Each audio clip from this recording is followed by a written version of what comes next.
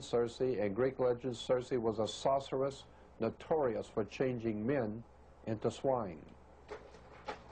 Here she is, Circe, Mother Church. So when you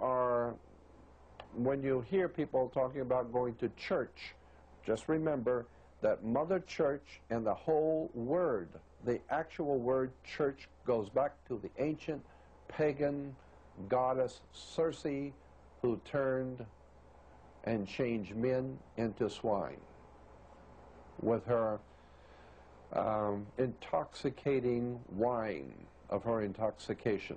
I think something's even said about that in the book of Revelation. The harlot that rides the beast made the peoples of the world drunk on her wine. Well, that goes directly back to the church. Now, another interesting symbol in something that we've all seen many times, but probably do not really realize the occult or hidden significance of this symbol. The headdress of the Pope. The papal headdress is called the papal tiara. Now, back it off a little bit, we'll see here is a picture of from a magazine called Christ. You need to back it up a little bit. There you go. Christ before Caiaphas. This is a drawing from the Middle Ages of Jesus being priest of Caiaphas. Caiaphas being the Hebrew high priest. You will see the same headdress on Caiaphas that you see on the Pope. You see the high priest? Now let me show it to you better. Here is the high priest Caiaphas, and he's wearing the same papal headdress as the Pope wears. Okay? Now, you don't need to move it anymore. Now, hold on. Here is Caiaphas, the Hebrew high priest. Here is the Pope. This high priest headdress of Caiaphas, we're talking about the Hebrew religion, and the Pope, is called the papal tiara. The papal tiara, or the Pope's headdress. Now, where does the papal tiara or the Pope's high priest headdress come from? Well, let me back it up a little bit. Now, we will see that in the ancient world, and perhaps we could zoom in on the yellow print there, the supreme deity in the ancient world, many of the supreme deities were fish gods. They were, as we're going to see, fish gods. Now, you need to back it off. So this papal headdress, the papal tiara, is connected directly to the old ancient fish gods. Now here we have Onis, the fish man. You'll see that this god is wearing the fish's head. Here we have one on the left of one of the gods wearing a fish costume. Here we have another one of the gods, a fish god. And let's see, here's another one from the old Assyrian, I believe, fish god. Here we have another one, Dagon. Now, Dagon, it's interesting, was the old Phoenician Canaanite deity, Dagon, the fish god. And you will see he's wearing a fish's headdress, and you'll see the fish, the body of the fish. Here it is better. Dagon, the fish god. So the ancient priest and the old Phoenician Canaanite Babylonian system, coming out of the old ancient Babylonian system, were worshippers of the Phoenician Canaanite god Dagon, D-A-G-O-N, and they wore the fish's symbol on them, symbolizing that they were in subjection to the great Dagon, which is where we get our word even today, dragon or Dagon.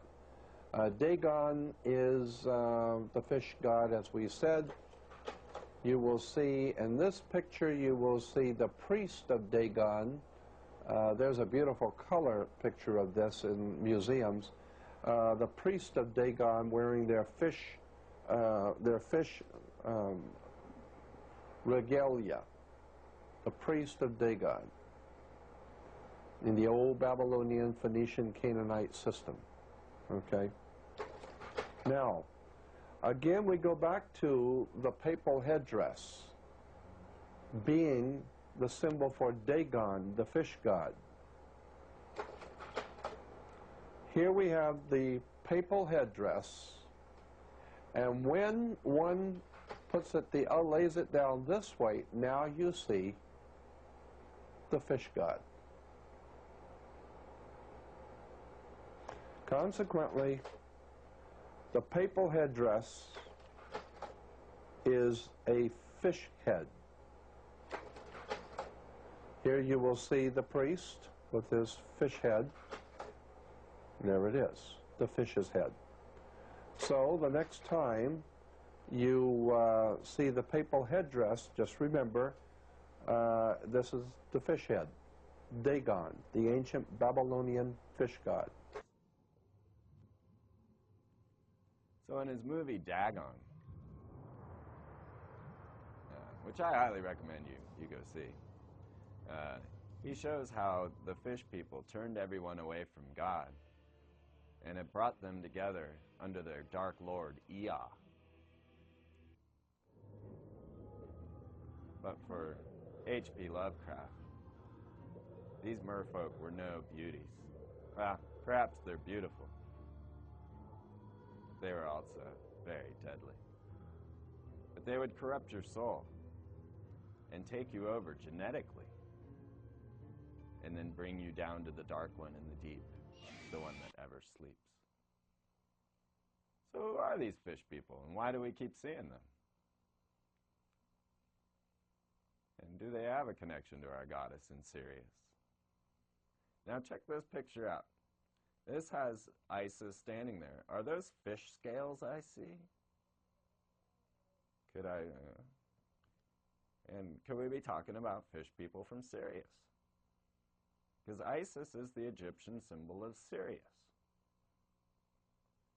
But Orion, the one symbolized by the phallus, Osiris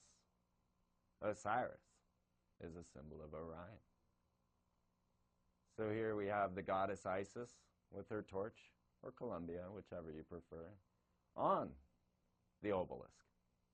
The conjunction of Sirius and Orion has been told to us by Dr. Sala as the progenitors of the earth, as the creating race. Orion is known as the hunter as well, so was Nimrod of the Bible. Could this explain why we have a phallus in due relation to the capital breast? Because we are a planet that is ruled by beings from Sirius and Orion. Are those fish scales on Osiris?